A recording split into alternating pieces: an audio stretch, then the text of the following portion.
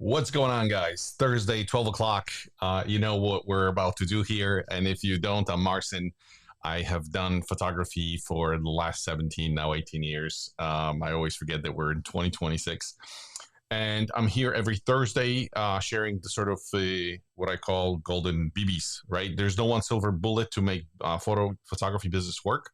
But if you take enough of puzzle pieces, put them together sort of in the right composition, the business will work. There's no question about it. So I always say it's a system you follow, right? So basically, when you put them together, the different components, it's like they will work. It's just like, do you know what the components are, and how fast can you put them together? Because a lot of us, busy lives, kids, work, full-time jobs, totally get it. So that's what I'm here to do. I'm just sharing everything that has worked for me, because it was long time, a lot of coaches, a lot of training, a lot of books, a lot of information I had to go through. I got to tell you, for the first, I can easily say I was making money in my year 3, but like I wasn't really truly profitable making real money until probably like year 7 or 8. So that's about to change for you, I hope, with those videos. If you're on the channel for the first time, if you visit the channel, there's actually a bunch of things. There's like when you're here for the first time section, you can see that. But it really depends on what kind of photography, like where are you today with your photography journey. So you could be at the very beginning. Maybe you don't have camera, and you don't have equipment. You're just kind of thinking about it. This channel is probably not for you. I'm usually talking to folks that already have equipment, feel comfortable with equipment somehow, right? We're just kind of polishing those skills, editing skills, and we're getting them to like, okay, let's monetize this thing. Also, folks that are already, maybe they did some sessions, maybe they did a bunch of like mini sessions with families and friends and whatever, and now they're like, how do I really make money with this thing? That's also for you. And for folks that are like already monetizing, maybe you have done events and weddings, and now you're like, I'm just busy. I can't. Maybe you're doing it side by side with another job, right? Before you maybe switch full time, or maybe you'll never switch full time. But the thing is, you're busy, and it's like, how do I now kind of automate this thing? And this is exactly for you as well, because we're talking about AI automation, how to integrate it. And I'm not talking basic level ChatGPT, write me a marketing message. We're talking about custom ChatGPTs, what they do, how to automate the process. What does your website should look like? What does your website should consist of? How do you nurture leads? How do you bring them into your world? How do you nurture them for a couple months? Because it takes a while before customers actually convert. We don't no longer live in a world where we run a simple ad and a herd of people are rushing in. There's so much content. There's a lot of competition.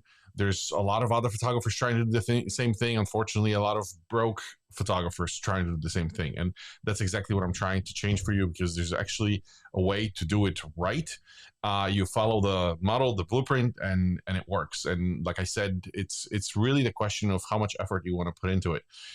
It's always better if you have more time or money to throw at that thing, but it's not like you cannot do it without having the extra time or extra money. You just have to be a little more patient, put it all together. Works the same exact way.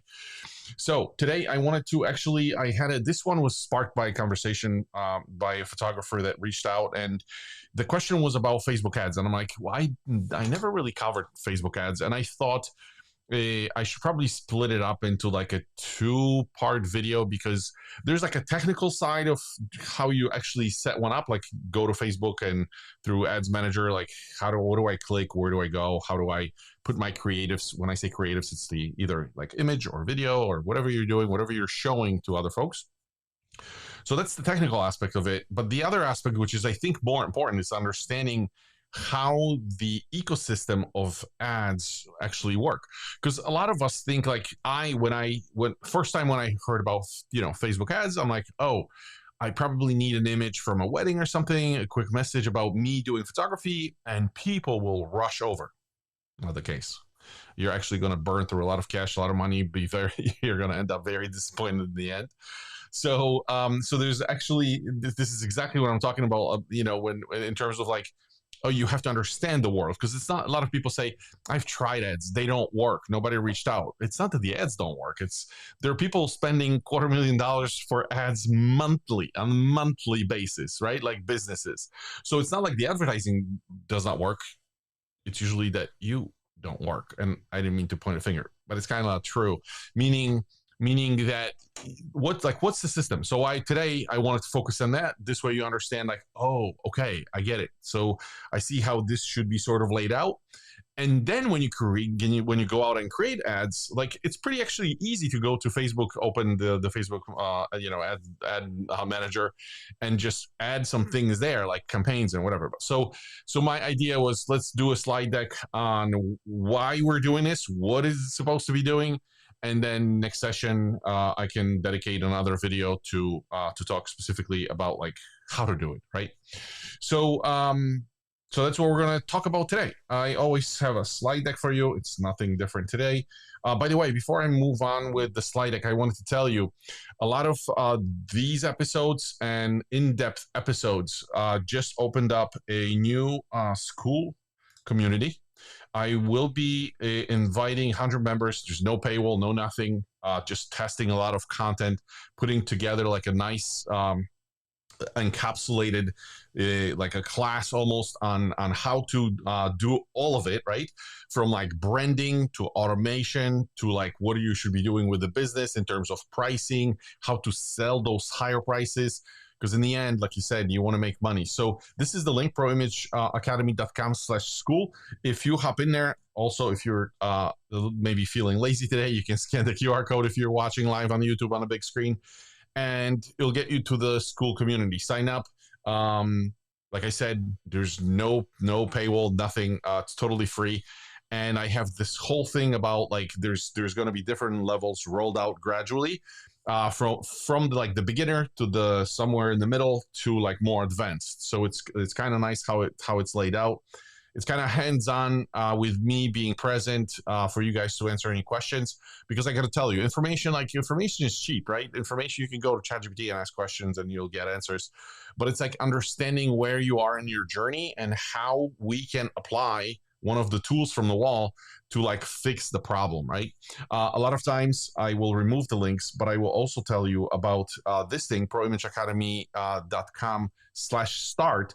If you're wondering, like maybe you already got some traction, maybe you have done a couple portraits, and then you're like, okay, where am I, like, I don't want to say failing, but it's like, what does need improvement today, right? So I've put together like an online assessment, which basically there's quite a few questions, probably 25, that you go through, and based on those questions, you're going to get a result, and it will actually kind of split you up and show you like, oh, you have maybe an issue with brand. You should be focusing on those things first. Or it could be like, brand is fine, but like there's a business pricing issue, or maybe there's an automation issue. So once you're done with the online assessment, you'll actually get a score with like categories. So I highly advise you guys do that, because that's super helpful. Whenever somebody joins my world, I always like force them. I say, hey, you got to take the online assessment, because in order for me to help you and answer any questions, like I have to understand where you are. So I advise you go and at least check it out. That is as far as the announcements. Let's look at the deck. Oh, by the way, one more. You're watching this live on 2 platforms, I think, today. Comments, like let's say you're watching on YouTube, leave comments. You can hop into the chat and ask me a question. But you can also, if you're not watching live, you can later on hop on and just leave a comment. This way I know kind of where you're stuck, and I can help you cater to you better, right? So I always say, just don't forget about comments because they're super helpful. All right, let's look at the slide deck first. And of course, we're not seeing anything here. So let me switch over here. And now we can actually see the slide deck. So number one, first slide. Always the way I work is I show you the slide deck, go through the slide and add some color, additional context, and if there are any questions, I answer questions. So ads are not a problem. I already said that photographers say ads don't work. They do work. They do work for any vertical, market vertical, or any product, any service. It's just the truth is it's the strategy, not the platform. It's understanding how those ads, how human psychology works, and how people interact with you, and it's sort of the sequence in how you should be laying out your ads or showing your ads to your potential customers. So and I always say this, which probably rattles a lot of cages, but it's like I rather have you know the truth than like kind of speculate, right? So buying a camera doesn't make you a photographer, right? Like if you just simply buy a camera, do nothing with it. I mean, how good is it? It's just decoration, right?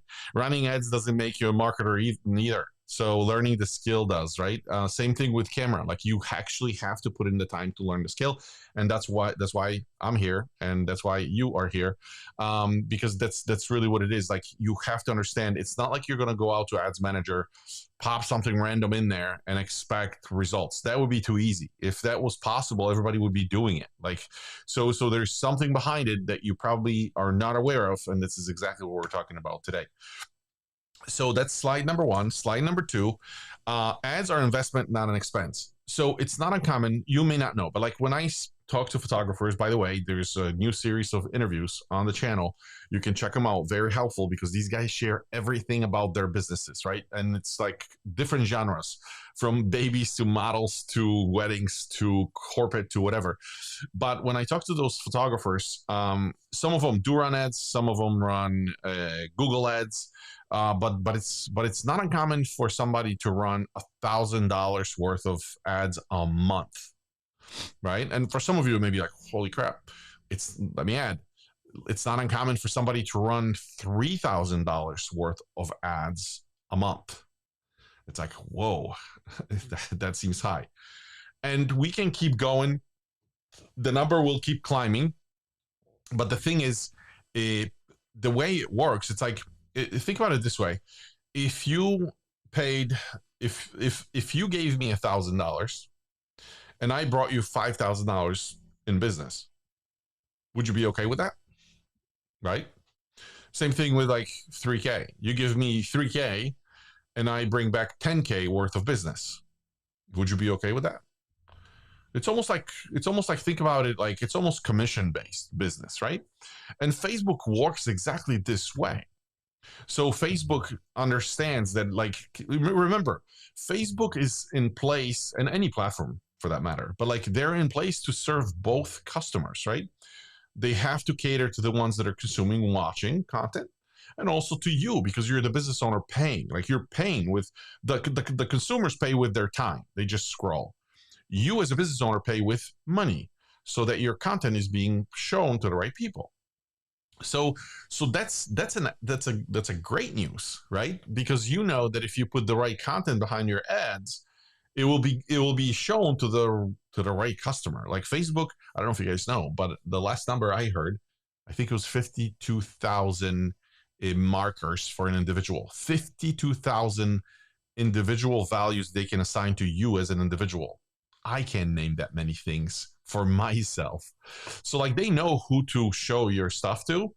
The question is now, like, do you know what to put behind your ads? So as I say, ads are investment. You should be putting money in and getting more money out, right? And even if at the beginning is like you're putting money in, let's say first month or second, you're just trying, testing, right? Like you could be losing money. That's just, don't expect making money immediately. But like the reason why we do it is to kind of test, and we'll talk about it later on. And then over time, it's not uncommon for somebody, like it's just a business write-off, kind of like your let's say if you have a studio, it's your rent, or if you're, I don't know, whatever, maybe you have purchased a car for your business, maybe whatever expense, camera, right? Like same way as you're spending camera because that's required by your business, ads should be exactly the same way. Like it's just business expense. If you're making 5K a month, if you're making 10K a month, if you're making 25K a month, like ads should be part of it, whether it's 1,000, 2,000, 3,000, 4,000. That's just should work like this. And then camera without use, I said, is just a gadget collecting dust. Ads without a system, just wasted budget. A lot of people try, they put in, and people are usually afraid. They try with $5, $20, $30. They try twice and like, oh no, they don't work. It's like, wrong. You're doing it wrong. So ads done right, a genuine growth engine. So let's dig deeper. Businesses, why businesses, big businesses win with ads. So there's a saying that, like, and with one of the students recently, I was going back there with the same analogy, but the thing is, there's a saying that whoever can pay for their leads the most wins the game. Right. So, and it's very simple. Think about it this way. Let's say you are, running your business, you're spending $5 on ads, but I spend $500 on ads. Like, obviously my ads will be shown to your crowd, my crowd, more people, right? Because I'm paying for more exposure.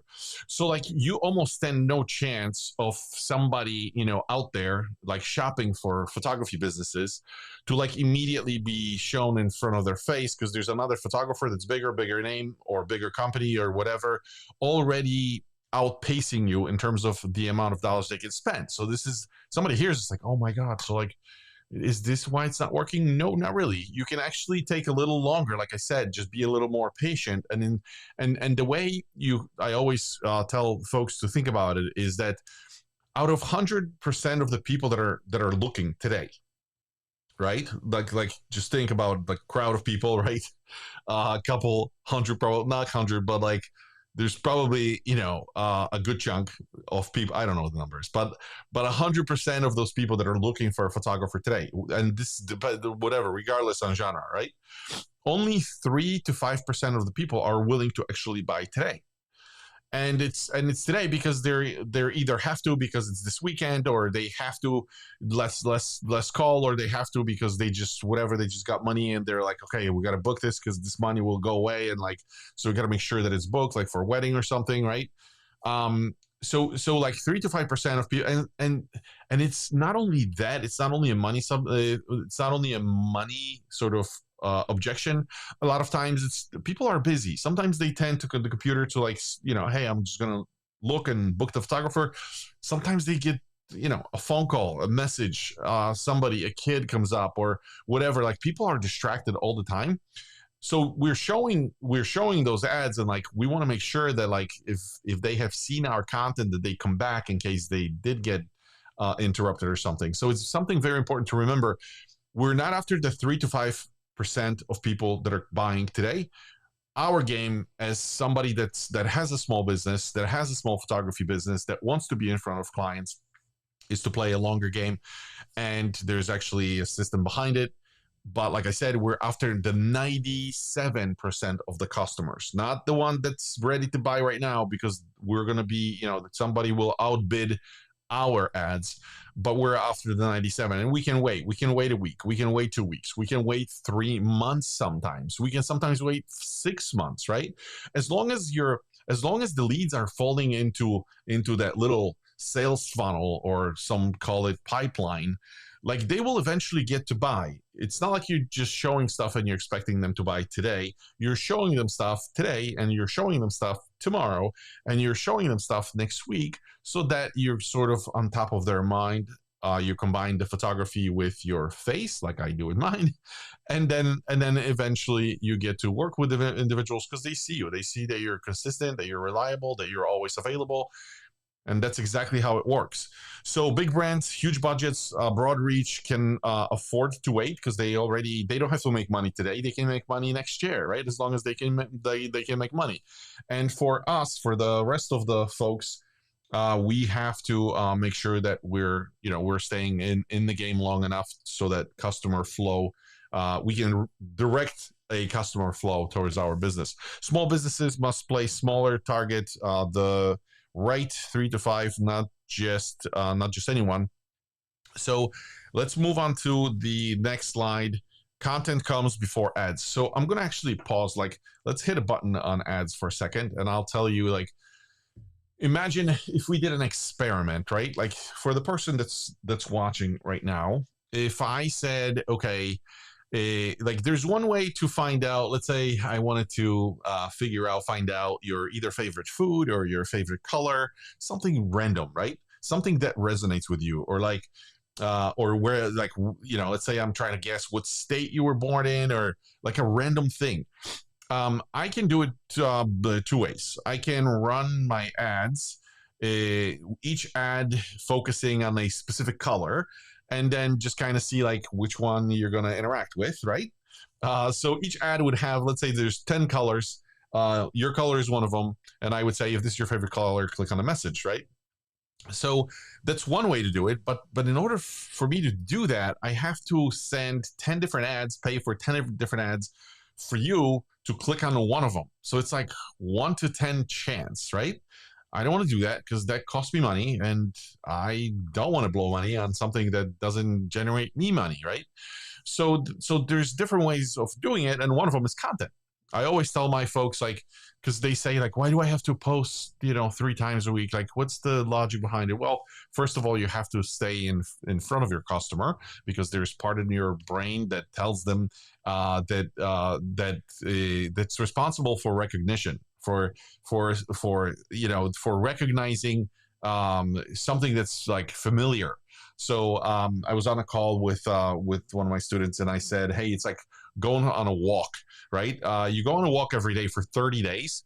Eventually, you're going to start noticing people that are like same person also doing a walk, and they're like, oh, there's this other guy walking a dog all the time, right? And eventually, as you as you do your walks every day, you kind of start recognizing the individuals. You kind of start recognizing the schedules. You kind of start recognizing, like, sometimes you go, you smile, or like you eventually start waving. Who knows? Like on a Sunday, Friday, you may actually stop and like talk to this person or whatever, right? And that's exactly what happens with our content. When we do it, we generate familiarity, right? So people recognize us after a while, and that sort of trust, that wall of that they have to jump to for us to have their trust, disappears.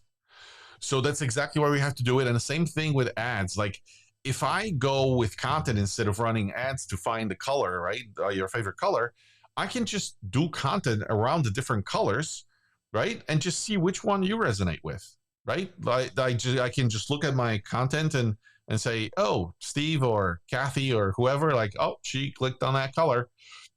Did it cost me money? No. Did it cost me time? Yes, absolutely. So this is the difference that you have to understand. Like with ads, you can get there faster by throwing money and testing. If you're okay with throwing money away, that's cool. However, most people would say, nah, like, gotta be careful what I'm spending my money on.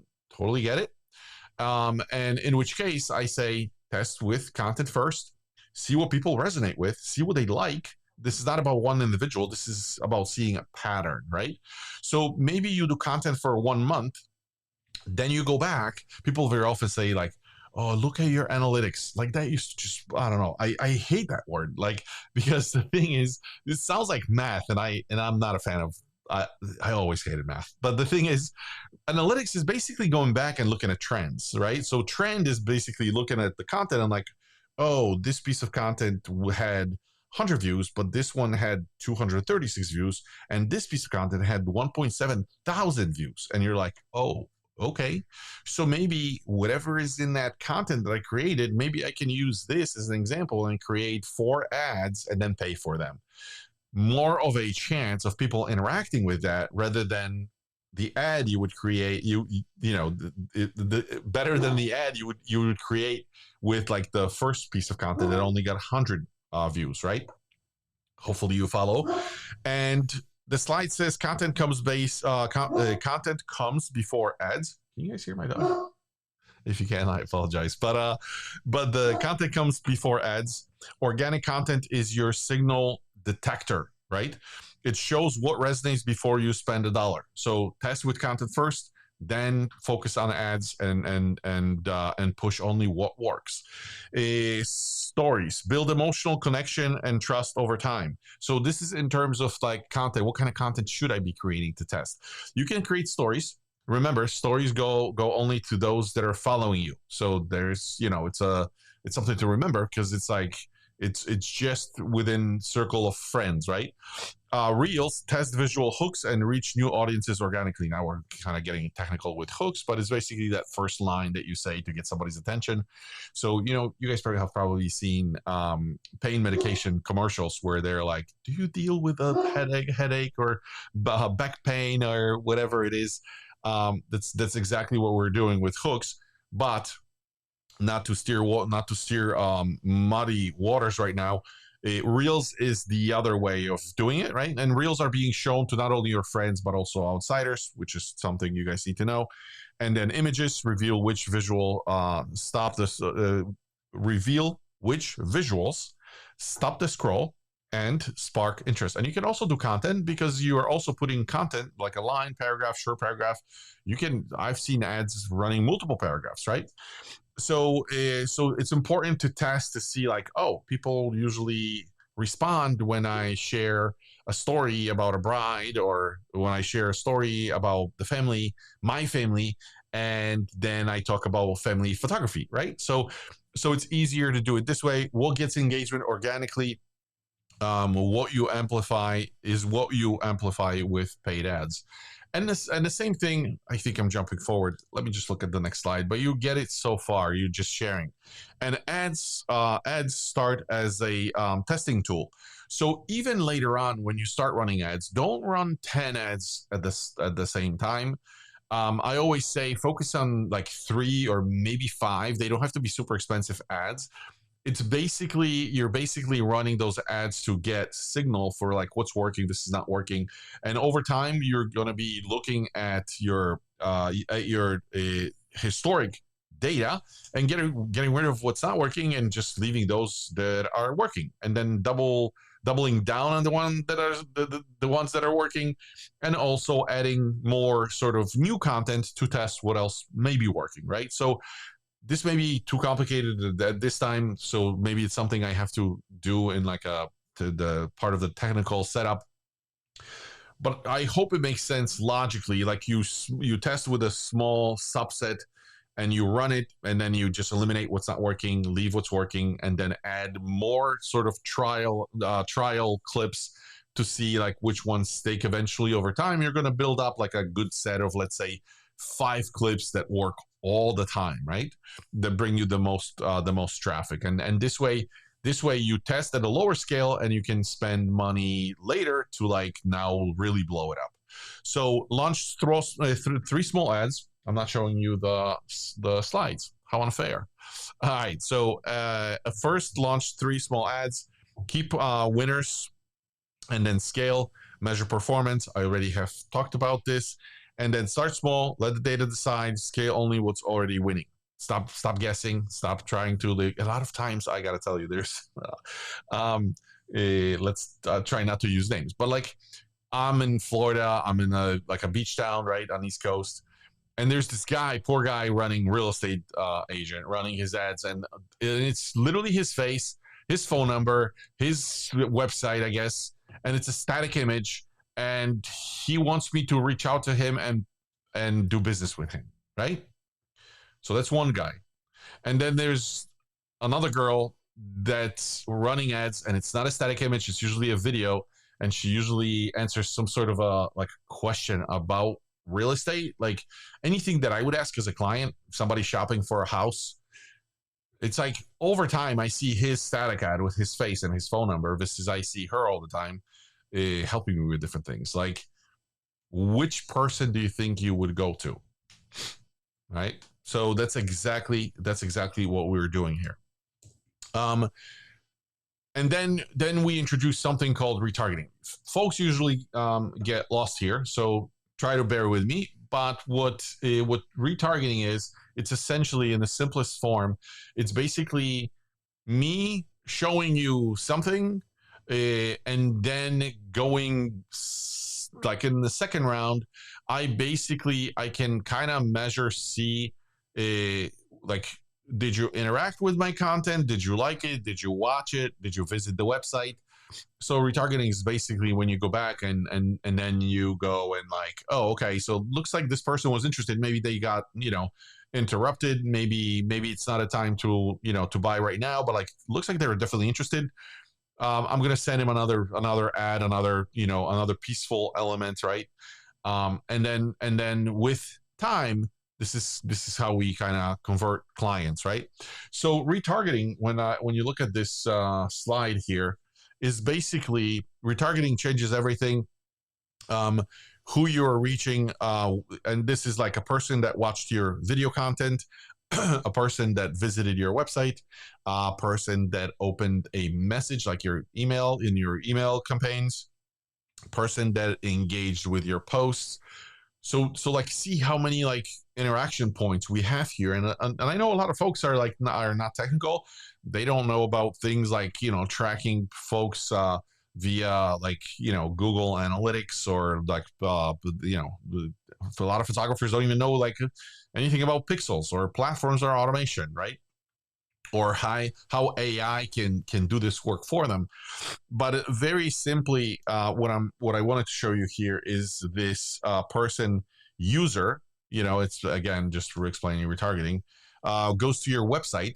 Let's say somebody lands. Like a lot of photographers, they build phenomenal websites, right? Gorgeous with gorgeous images. And a lot of times they actually have people visit. Like if you go and look at your tracker, if you don't track your website, like major problem. But like but you can go and actually look at the data, how many visited, where they came from, like where are they geographically, right? So you can look at your they look at your website. We are thinking that like nobody visited, nobody contacted. Like, yeah, no, there are people coming across your website, right? Finding you in different places.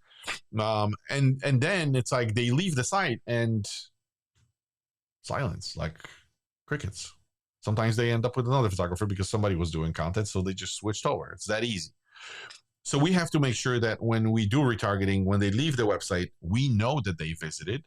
And then we basically follow up with them when they later on follow up, go onto their platform or they go onto Facebook. Then we're aware that they visited the website, and we can then catch them, retarget them, and go after that crowd. So hopefully that makes sense. A lot of times you probably are searching for like dog food or shoes that you can run in, or like car parts. Next thing you jump on Facebook, like, oh my God, I was just looking at that stuff, right? It's kind of weird. And like most of us already know that like we are being tracked this way, and that's just how the world works, right? So that's exactly what I'm talking about here.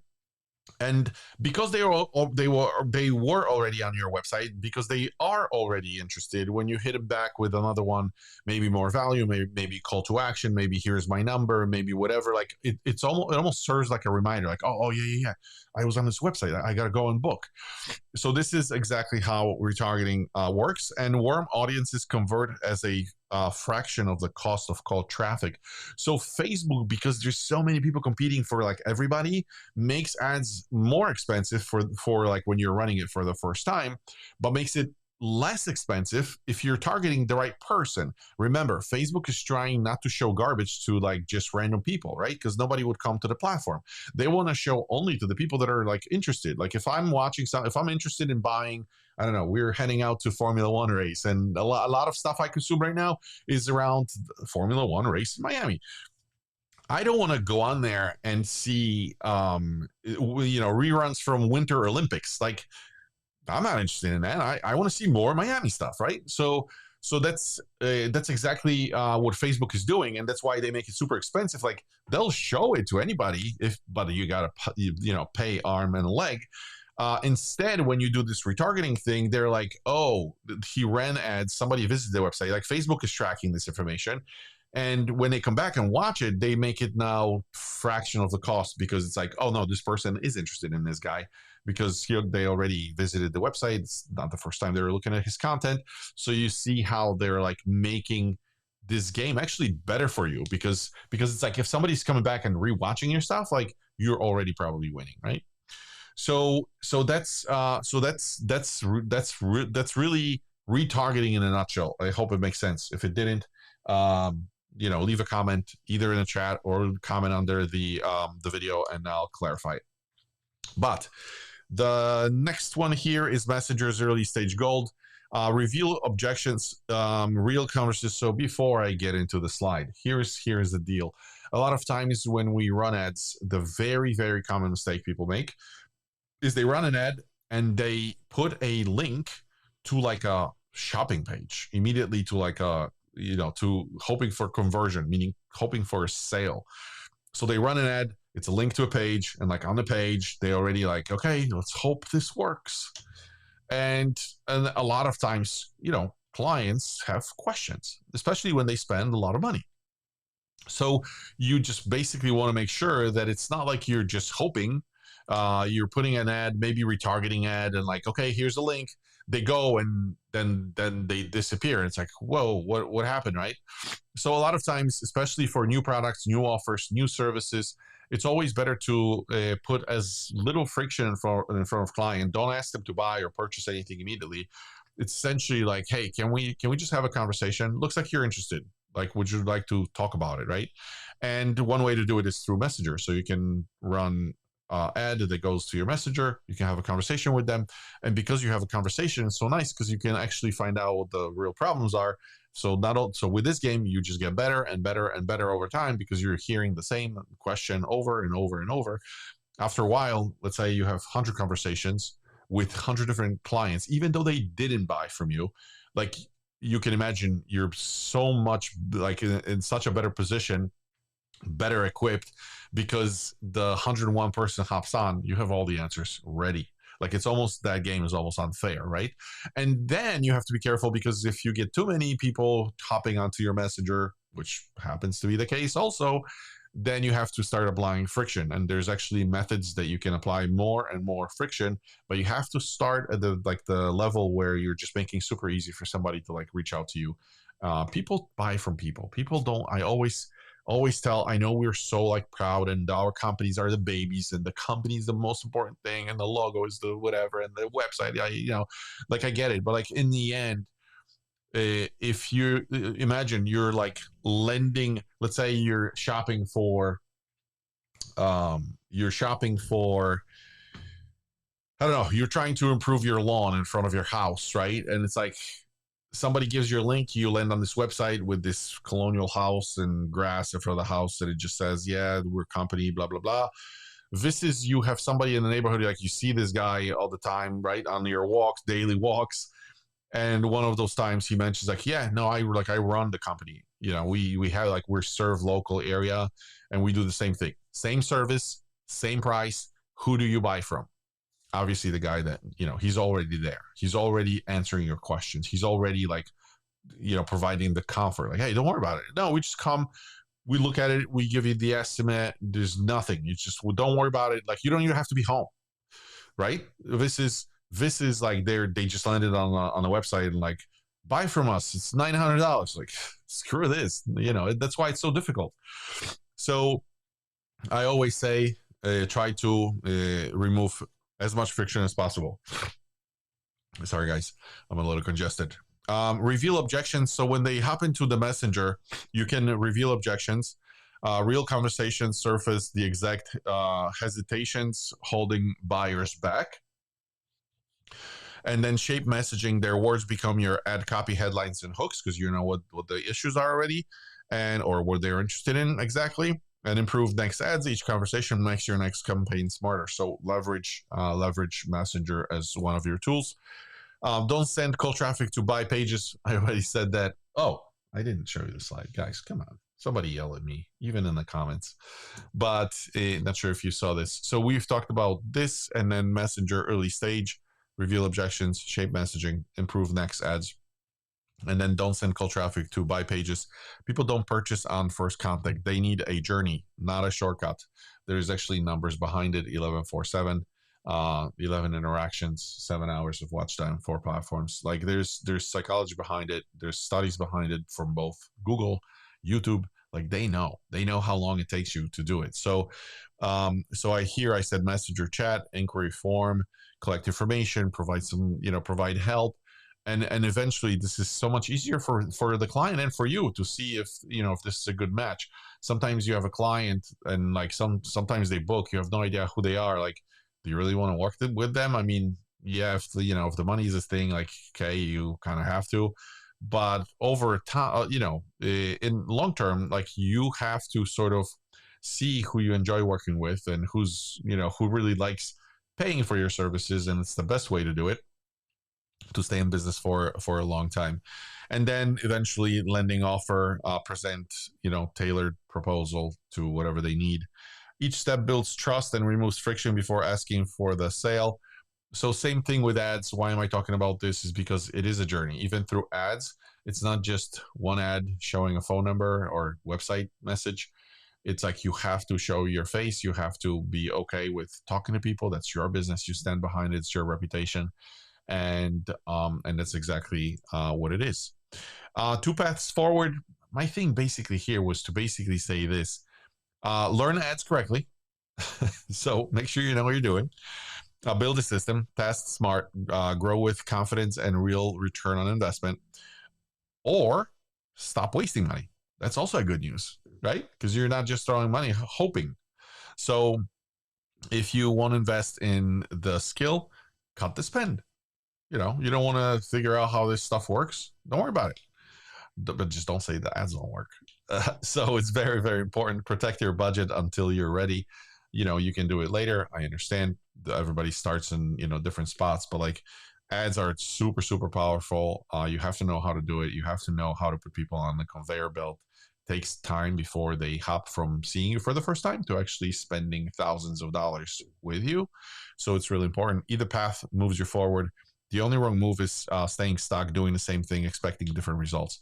I think the worst case I heard about was the guy spending $82K on ads, hoping that they will start working at one point. Absolutely ridiculous. But hey, that's what people do, right?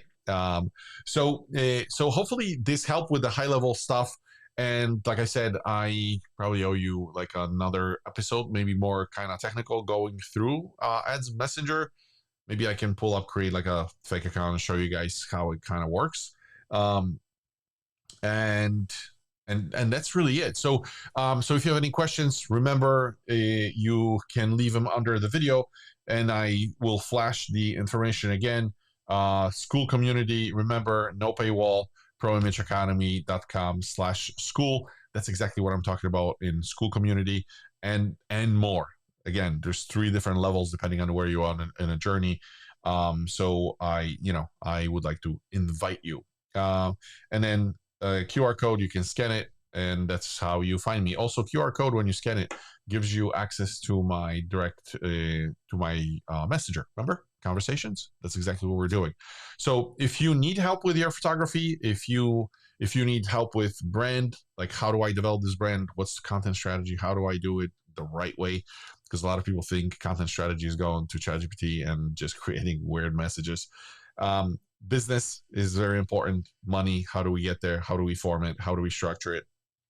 And then automation, huge, because you're the only, usually for most people, they're usually the only person kind of running the show, and there's a lot to do, and especially if you have life, kids, work, or whatever else you may have going on, it's really uphill battle. So that's it for today. I just wanted to thank you so much for your time. I'm going to be here same time, lunch and learn, 12 o'clock Thursday. I hope I'll see you again. That's it for today, and I'll see you. Bye.